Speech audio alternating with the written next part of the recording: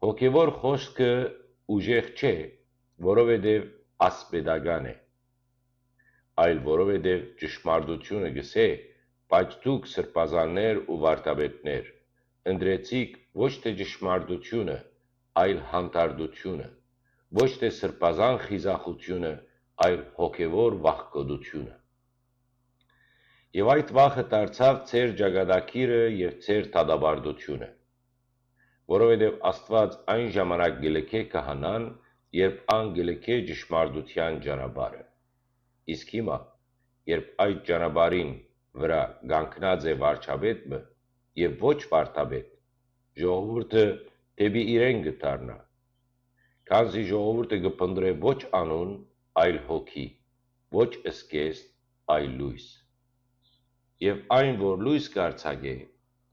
ալ կարևոր չէ, թե վարչապետ է կամ խոհարար,